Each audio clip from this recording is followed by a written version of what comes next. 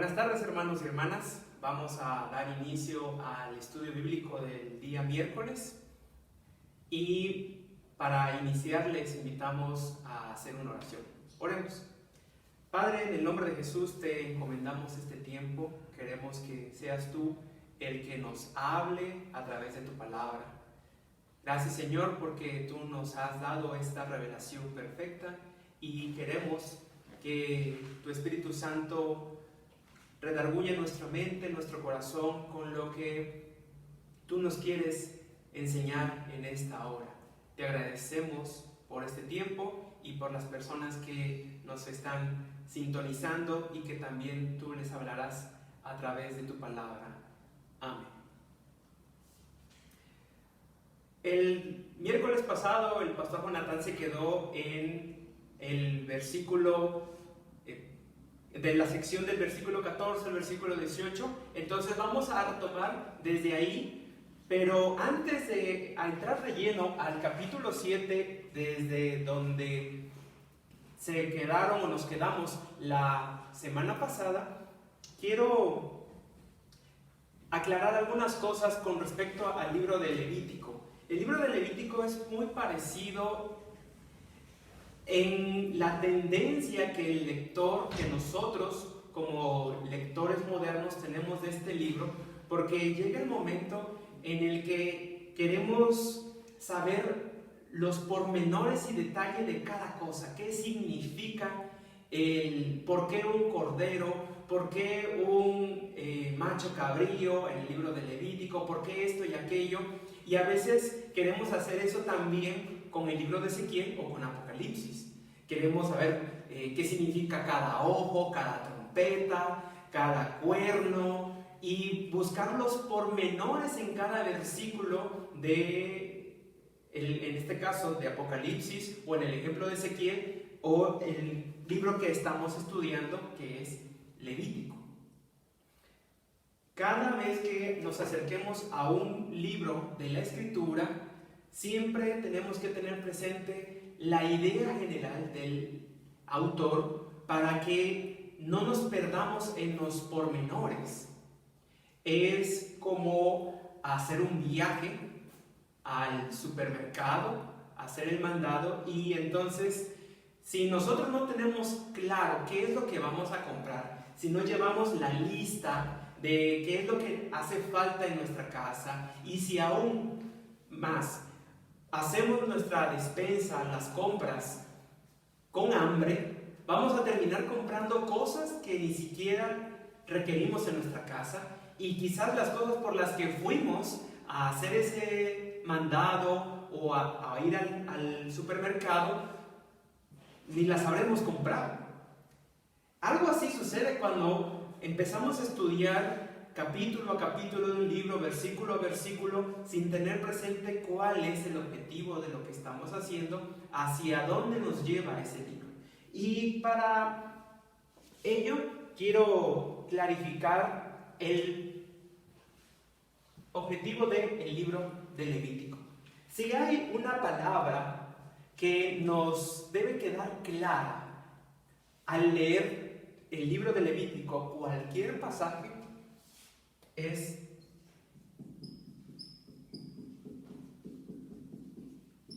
la palabra santidad.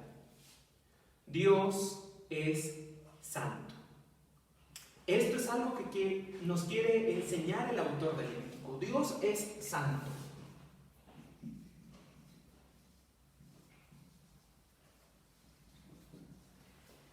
Y el que Dios sea santo significa entonces que el pueblo responde o se relaciona con ese Dios santo para adorarlo. La adoración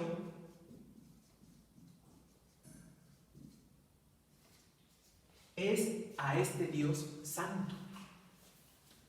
Y esa adoración a un Dios santo demanda entonces cierta forma específica en la que Él quiere que sea adorado.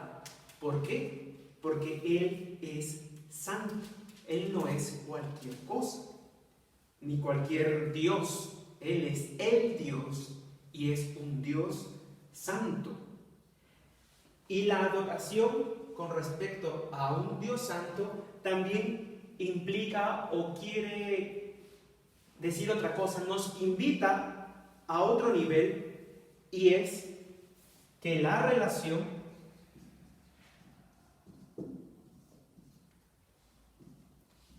del pueblo es a un Dios santo. Entonces tenemos este trinomio o estos tres temas que estarán presentes en todo el libro de Levítico. Dios es santo, este Dios santo demanda una adoración que es santa y que tiene ciertos parámetros muy específicos, y la relación que tiene el pueblo con este Dios santo también debe ser una relación, por así decirlo, santa. Santo significa, o la santidad, la palabra santo,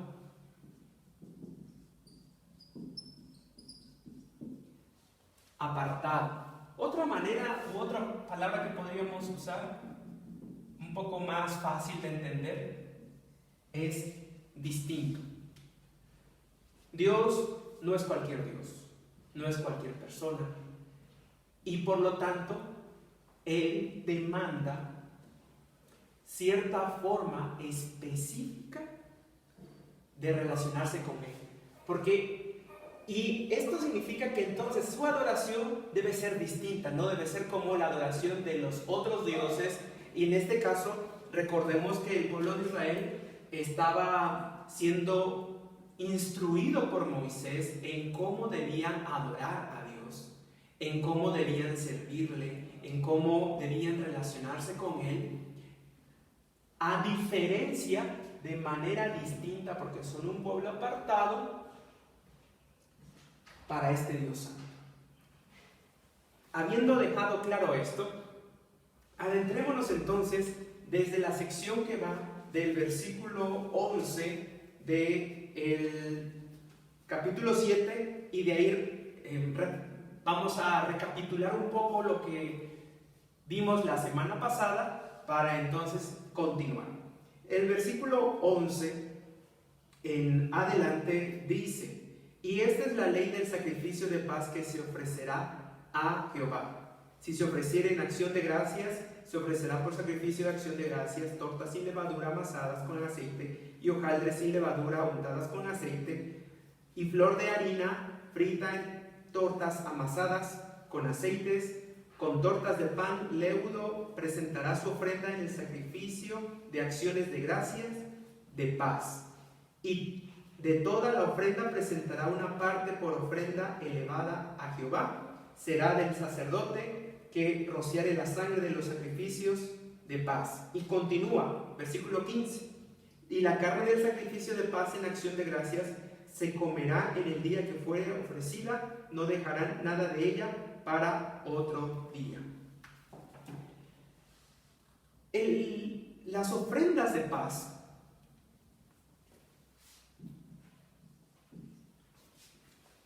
implican algo, y lo vemos en estos versículos en donde se hace referencia a que eso que es ofrecido a Dios se va a compartir, o en otras palabras, se va a comer. ¿Por qué? Porque esta ofrenda de paz, la paz es el resultado de que hay una relación establecida, estrecha y en buenos términos con Dios. La paz con Dios. La Escritura nos enseña que gracias al sacrificio de Jesús, nosotros tenemos paz para con Dios. Y en este momento, en este tiempo, cuando todavía Jesucristo no había sido revelado de manera contundente y clara, Todos estos sacrificios apuntan a lo que sucedería en un futuro en la cruz del Calvario con Jesucristo. La paz con Dios. Algo que sucedía cuando había paz, cuando, como dice la expresión coloquial, se hacían las paces entre dos personas en dos términos, es que había una cena, una comida, se compartían los alimentos. Y es ahí la razón por la que en estos versículos del 11 en adelante se habla de que se iban a comer el sacerdote, pero también está implícito que quien ofrecía la ofrenda podía participar de esa comida, porque comerlo ahí en la zona del tabernáculo implicaba de que Dios estaba en paz con nosotros y que quiere que pasemos un tiempo de convivencia, de intimidad.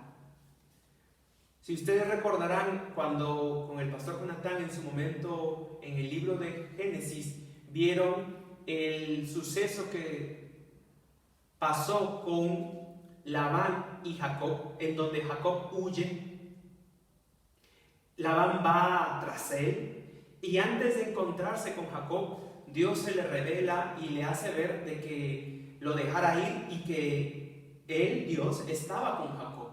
Entonces, cuando se encuentran, básicamente lo que sucede es que entre Labán y Jacob hacen las paces. Hay paz.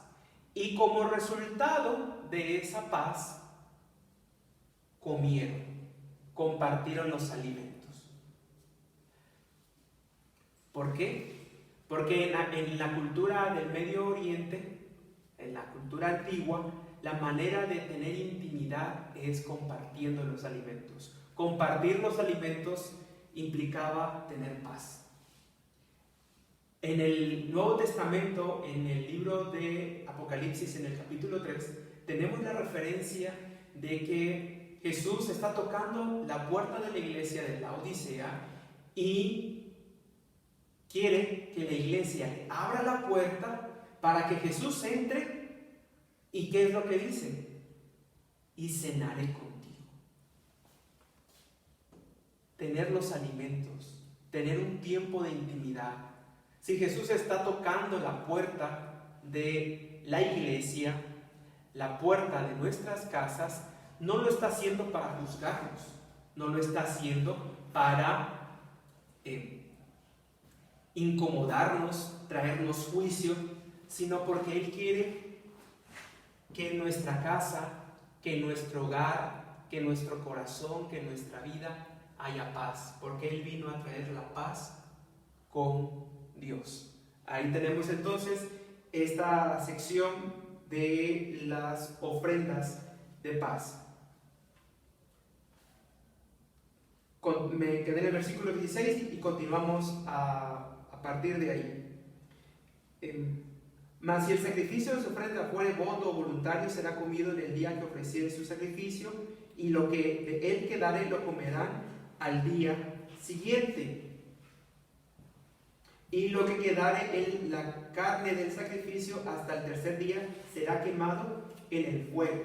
La razón de que era quemado en el fuego hasta el tercer día, hablando de los votos, es porque pues hace 3.000, 4.000 años, es más, no podemos hablar de que el refrigerador existía todavía hace medio siglo. Es un invento muy reciente y recordamos que es un Dios distinto, un pueblo distinto, es la relación con ese pueblo, pero también implicaba que además de ser un contraste con las otras culturas, la manera en la que Dios se relacionaba con el pueblo tenía ciertas particularidades. En este caso del voto, ya vimos la ofrenda de paz por acción de gracias, la ofrenda de voto, y que no había esa premura de comer los alimentos el mismo día, sino que había la oportunidad de comerlo hasta el día siguiente, pero también con esta idea de paz, de que estamos teniendo un momento con Dios y que Dios se está relacionando con nosotros. Ahora, hay que clarificar mucho que esta parte del voto, de la acción de gracias, o lo que se hace para el Señor, no es para de esa manera tener paz. No, es porque ya hay paz. El pueblo ya tiene paz y como resultado de esa paz ofrece su ofrenda para que en el compartir los alimentos esa paz sea efectiva. ¿Sí? ¿Por qué esto? O vamos a explicar. El pueblo estaba en Egipto. El pueblo era esclavo. Y lo que hace Dios es los libera sin que el pueblo tuviese que hacer algo. Todo fue obra de Dios. Y como Dios los libera, Dios establece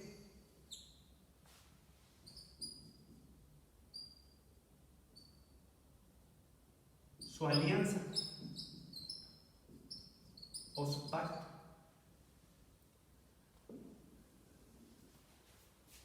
Y esa alianza y ese pacto es con este Dios santo que los liberó de la esclavitud. Ellos ya son un pueblo santo, un pueblo distinto, porque Dios los sacó de la esclavitud y como resultado de esa liberación, Dios hace la alianza, el pacto, es decir, da todas estas instrucciones para que entonces el pueblo pueda vivir, manifestar y evidenciar en su vida cotidiana esa paz, esa liberación que ya tienen en Dios. Esto sucede también en el Nuevo Testamento y con Jesucristo.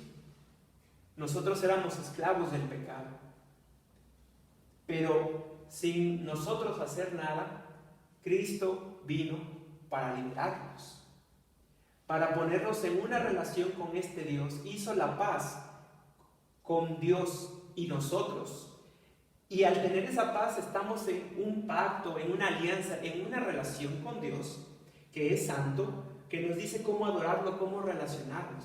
Y una manera específica que nosotros tenemos como iglesia es la Santa Cena, la comunión, en donde tenemos paz para con Dios. En la Santa Cena no es que vamos a tener paz con Dios, es porque ya la tuvimos en la liberación de Cristo, en su sacrificio. La tenemos por la fe en Él. Lo que pasa en la Santa Cena es que entonces se hace evidente. Otra palabra que podríamos utilizar es se ratifica esa paz. Nos recuerda la paz que tenemos con Dios. Nos recuerda que somos liberados, que éramos esclavos. Nos recuerda que tenemos una relación con un Dios santo que nos ha dado, que Él espera ser adorado de una manera. Y una manera de ser adorado es precisamente los términos en los cuales Él ha estipulado en su palabra para poder tener Santa Cena como iglesia. Así como en el Antiguo Testamento estipuló formas en las que pudiésemos darle ofrendas. Versículo 18. Y si se comiere de la carne del sacrificio de paz al tercer día, el que lo ofreciere no será acepto, ni le será contado. Abominación será, y la persona que de él comiere llevará su pecado. 19. Y la carne que tocare alguna cosa inmunda no se comerá, al fuego será quemada. Toda persona limpia podrá comer la carne. Esto nos habla de la seriedad con que Dios se toma nuestra relación, porque es un pacto. En un matrimonio, cualquiera de la pareja, cualquier miembro de la pareja, no puede hacer lo que se le pegue la gana, simplemente porque se le ocurre, porque diga, porque yo soy el hombre, o porque diga, pues yo soy la mujer y debo ser atendida. No. Como hay un pacto, hay una relación, se respeta esa relación. Y entonces corresponde que el uno consulte con el otro, hablando del matrimonio, que estén de acuerdo en lo que se realiza. Y eso lo vemos también en Efesios capítulo 5, cuando el apóstol Pablo dice: someteos los unos a los otros en el temor del Señor. El sometimiento es mutuo del hombre a la mujer, de la mujer al hombre. Y como hay una relación, ese pacto, esa alianza se respeta, y entonces se considera al otro para hacer lo que se tenga que hacer. Bueno, aquí Dios da sus términos y Él quiere que tengamos presente que nuestra relación con Él no es cualquier cosa, es la relación con Dios, con nuestro liberador, nuestro redentor, aquel que dio su vida. Y entonces Él espera que nosotros correspondamos conforme a lo que Él ha hecho. De ahí la seriedad de que no cualquier cosa inmunda pueda ser ofrecido, comido, ni que nos tomemos a la ligera lo que le ofrezcamos a Dios. O en este caso lo que le ofrecía el pueblo en el tabernáculo y en el templo. Versículo 21. Y si la persona, en 20, pero la persona que comiere la carne del sacrificio de paz, esta comida, este alimento, versículo 20, la persona que comiere la carne del sacrificio de paz, el cual es de Jehová, estando inmunda, aquella persona será cortada de entre su pueblo. Esta palabra, esta expresión de que será cortada entre su pueblo, es muy escasa en el Antiguo Testamento, y esto ha creado un debate en los diferentes comentaristas, pero el consenso, la mayoría de ellos, de este versículo 20 y también del otro versículo en donde se habla de que será cortado en este mismo capítulo, se refiere a que Dios va a intervenir, a hacer algo, porque se ha tomado a la ligera esa paz, se ha menospreciado esa liberación, esa salvación, esa redención. No se está considerando el pacto, no se está tomando en serio, y entonces Dios interviene. ¿Y qué es lo que va a hacer? ¿Cómo cortaba o cómo se cortaba y era alejada una persona de la comunidad? Por una enfermedad, que esa enfermedad hacía que la persona fuese alejada de la comunidad, como podría ser la lepra o la muerte, donde quedaba completamente separado. Esto también sucede en la iglesia, en el Nuevo Testamento. Quiero, sin que pierdan Levítico capítulo 7, Primera de Corintios capítulo 11, cuando una vez más el apóstol Pablo nos está hablando de la paz con Dios, de esa cena que tenemos en donde recordamos la liberación de la esclavitud, en que tenemos una alianza con Dios. Y versículo 28 del capítulo 11 de 1 Corintios dice: por tanto, pruébese cada uno a sí mismo y coma así del pan y beba de la copa.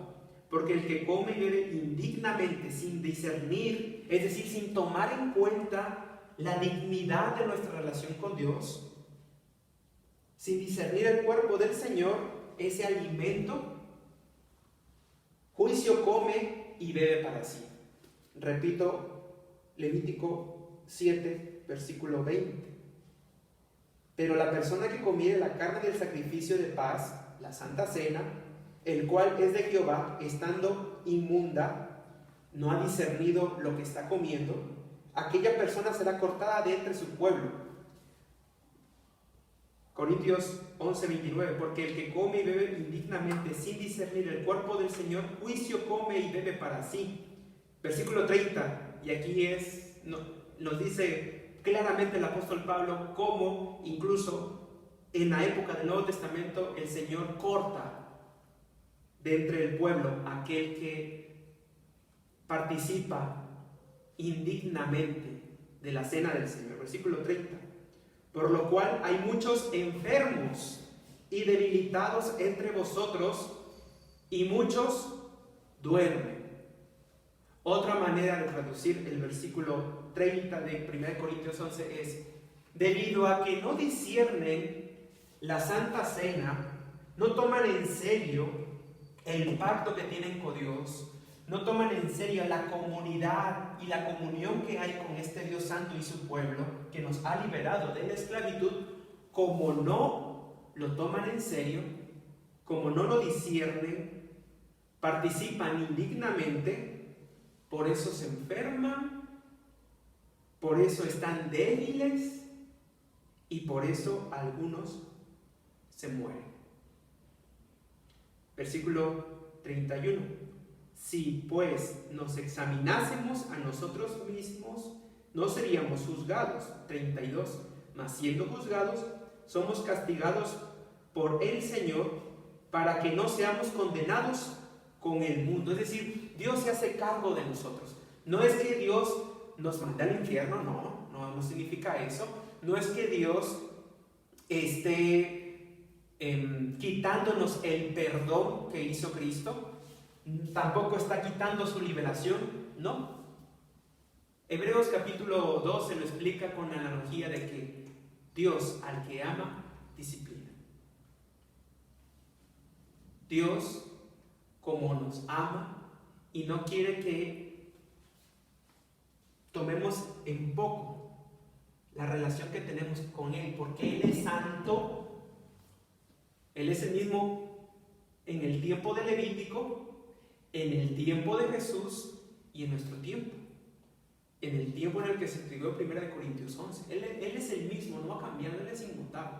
Por lo tanto, versículo 32 de 1 Corintios 11.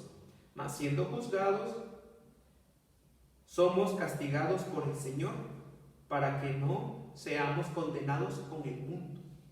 33. Así que, hermanos míos, cuando os reunís a comer, esperaos unos a otros. Aquí la referencia o la explicación desde el Nuevo Testamento de este pasaje. La persona será cortada de entre su pueblo. ¿Cómo? Si nuestra relación con Dios no es tomada en serio, entonces Dios va a disciplinarnos porque nos ama, porque quiere que si tengamos presente que Él es distinto, que estamos apartados, que tenemos una relación con un Dios santo, y entonces para que tengamos esa paz, para que podamos hallarlo, buscarlo y considerar dignamente participar de esa cena, Él puede, como dice en 1 Corintios 11, versículo 30, permitir que nos enfermemos, que estemos débiles, pero es para nuestro bien. Claro, y obviamente no hay necesidad de esperar a que estemos enfermos porque estamos participando indignamente de la mesa del Señor, porque no estamos considerando y valorando esa paz que tenemos con Él a través de Jesucristo. No hay que llegar a eso. Discernamos el cuerpo, participemos con esa paz. Y aquí hay otro factor. Esa paz con Dios también es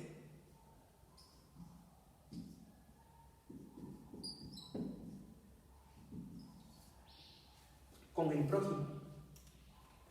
Algunos teólogos manejan que la paz es vertical y horizontal. Vertical con Dios, horizontal con nuestro prójimo.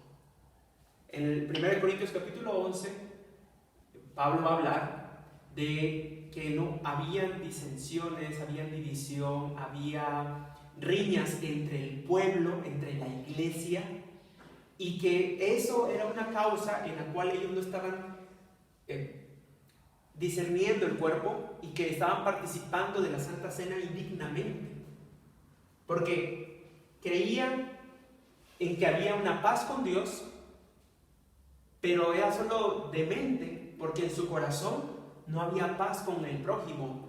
Se peleaban a la hora de la Santa Cena, cada quien quería su propio beneficio. Ahí hay que leer bien detenidamente 1 Corintios del versículo 11 del 24 al 34, y ahí se ve presente la riña que había entre la iglesia. También otra manera en la que no estamos participando dignamente de la mesa del Señor, de ese sacrificio de paz, es teniendo problemas con el prójimo. El Padre Nuestro lo dice: perdona nuestras ofensas aquí, así como nosotros perdonamos a los que nos ofenden.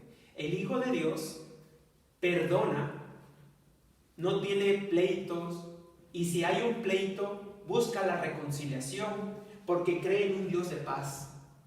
Hay la paz con Él, y entonces busca la paz con el prójimo. Versículo 21. Además, la persona que tocare alguna cosa inmunda, inmundicia del hombre, o animal inmundo, o cualquier abominación inmunda, y comiere la carne del sacrificio de paz, el cual es de Jehová, aquella persona será cortada entre su pueblo. Ya explicamos esta idea. 22 en adelante. Habló más Jehová a Moisés diciendo: habla a los hijos de Israel diciendo: ninguna grosura de buey, ni de cordero, ni de cabra comeréis. La grosura. Hay dos elementos en el libro de Levítico, dos partes de los sacrificios y de las ofrendas de animales que no se pueden tocar por el pueblo. La grosura, y más adelante veremos la sangre. ¿Por qué? Porque estas son de Dios. Es algo consagrado, apartado para Dios, y que Dios espera. Está en sus términos de cómo Él espera que le adoremos, de cómo Él quiere que tengamos esa relación con Él. Y como está en sus términos, la grosura en el pensamiento antiguo significaba este olor fragante, esto que era en otros pueblos paganos ofrecido a los dioses y que era recibido por ellos.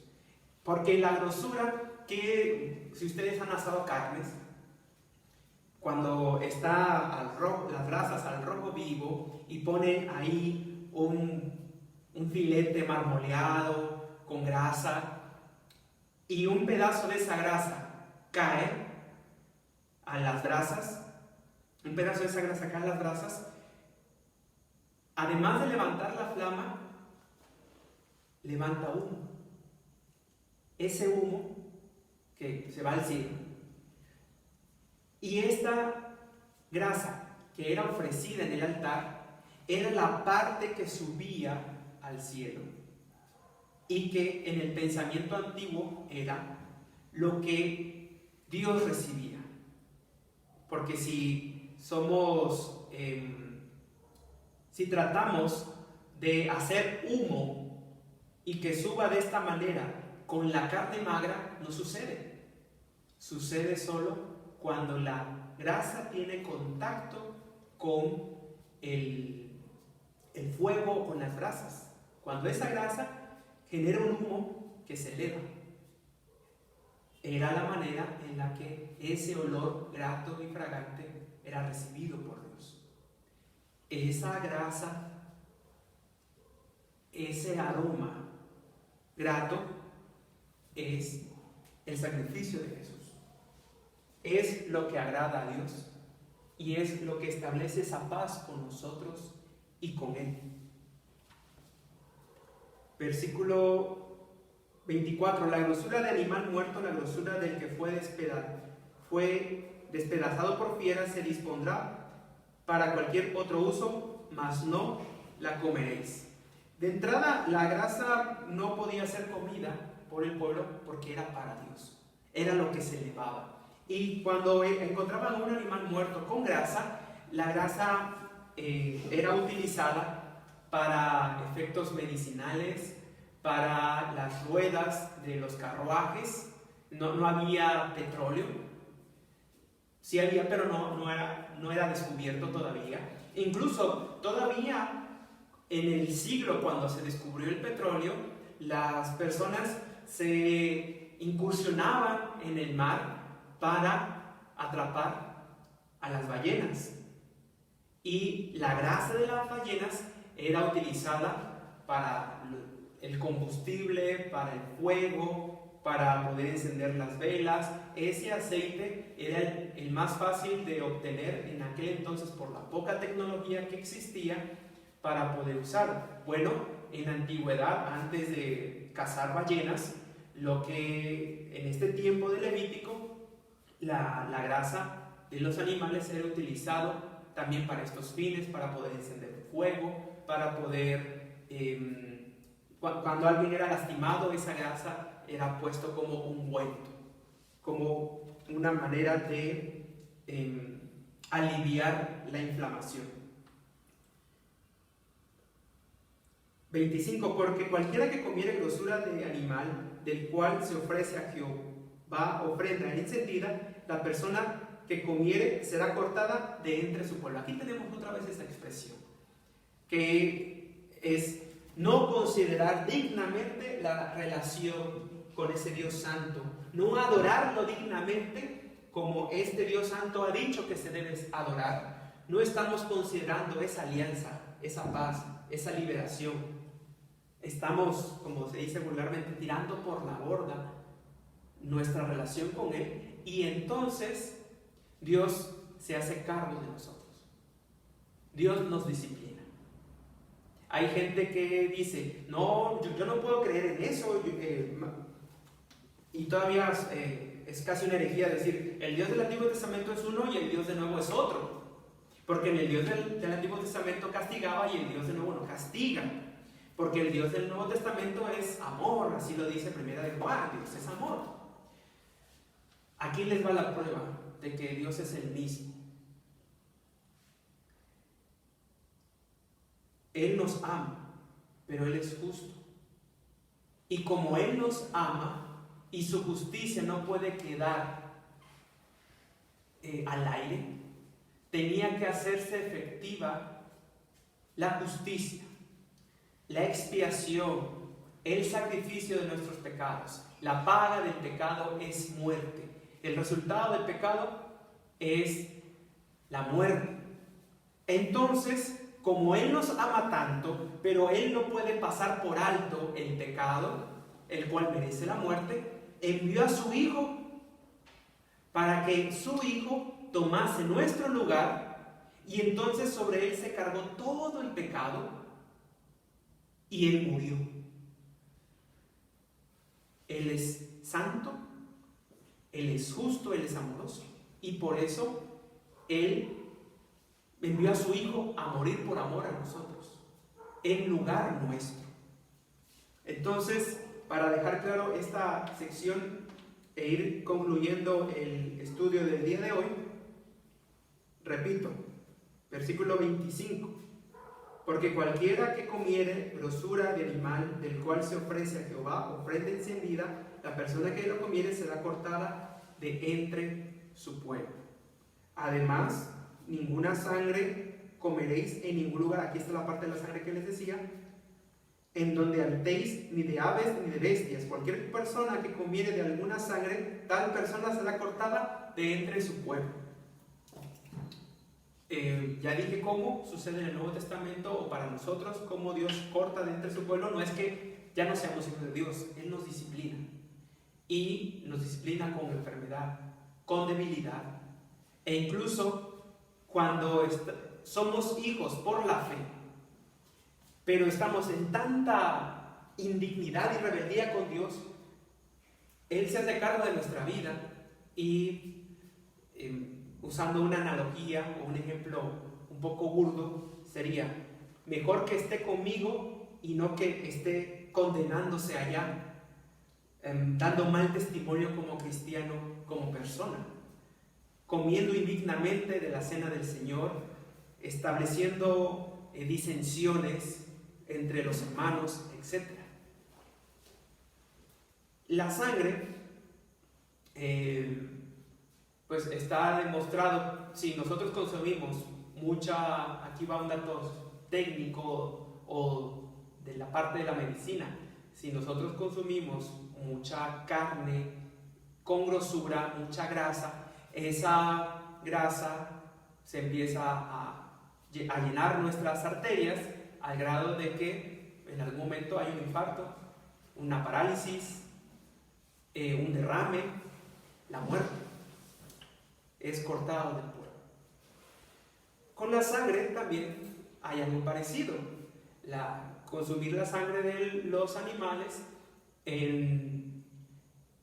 hay parásitos, hay bacterias que pueden llegar a nuestro cerebro, están los cisticercos, está una serie de padecimientos en donde este tipo de rito que lo hacían las culturas paganas, no distintas, no apartadas, no santas, condenaban en ignorancia al pueblo. La recomendación que dan incluso los apóstoles en el concilio de Jerusalén, en Hechos capítulo 15, repiten esto: y no coman sangre. Algunos dirán, sí, pero pues a mí me criaron de que como cristiano puedo hacerlo. Puedes hacerlo, así como también puedes comer indignamente la Santa Cena, así como también puedes ser chismoso en la iglesia, así como también puedes ser una persona problemática con la unidad de la iglesia. De que puedes. Que Dios se agrade, esa es otra cosa. Y por otro lado, como se puede y aún así no perdemos nuestra salvación, porque nuestra salvación, nuestra paz con Dios, lo sabemos muy bien.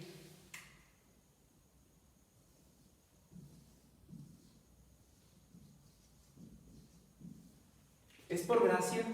Nuestro estatus, nuestro estado, nuestra condición de hijos se mantiene. Seguimos siendo hijos de Dios aunque seamos chismosos en la iglesia.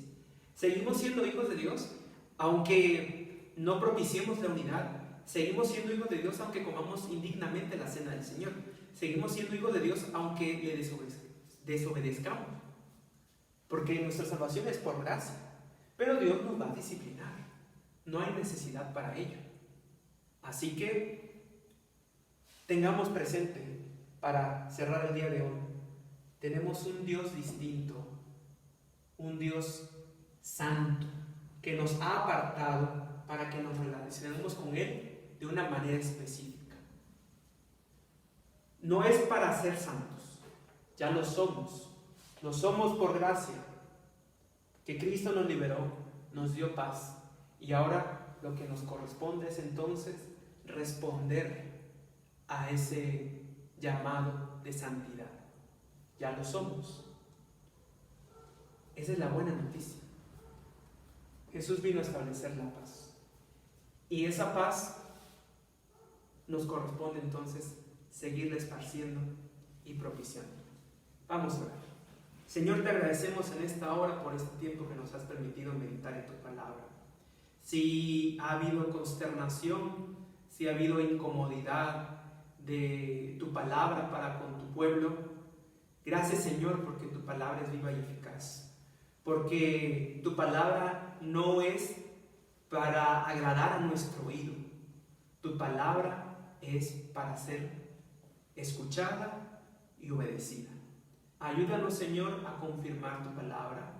Permite que tu palabra sea más importante que nuestra educación, más importante que nuestra cultura, porque nuestra cultura, nuestra educación no debe ser la de este mundo, sino la del reino de los cielos, la que encontramos en tu palabra. Gracias, Señor, porque a pesar de que te fallamos, de que hemos participado indignamente de la comunión con los hermanos, porque quizás hablamos mal del pastor, del consistorio, de los ancianos, porque quizás somos personas rencillosas, quizás no participamos en todas las actividades de la iglesia y con esto no estamos propiciando la unidad, porque a pesar de nuestro pecado, Cristo murió por nosotros. Gracias, Señor, porque todo nuestro pecado lo llevó Jesús en la cruz del Calvario, porque ninguna condenación hay para los que están en Cristo Jesús. Ayúdanos a vivir en ese estado de no condenación, a corresponder a esa santidad que tú nos has dado. Y gracias, Señor, porque tú nos disciplinas, porque tú nos llamas la atención cuando estamos tomando un camino distinto al que tú ya nos has marcado como ese Dios santo que tú eres. Gracias, Señor, porque tú nos amas, porque como dice la carta a los Hebreos en el capítulo 12, al que tú amas, tú disciplinas. Gracias porque nos has disciplinado, gracias porque nos llamas la atención, porque eso nos hace reconocer de que somos tus hijos, por la sangre de Jesús, por su sacrificio. Te agradecemos todo esto en el nombre de Jesús. Amén. Les invito, hermanos, entonces a que sigan estudiando el capítulo 7 y lo vamos a retomar la próxima semana en la parte donde se habla acerca de la sangre para continuar desarrollando este profundo y amplio capítulo del libro de Levíticos. Que el Señor los bendiga.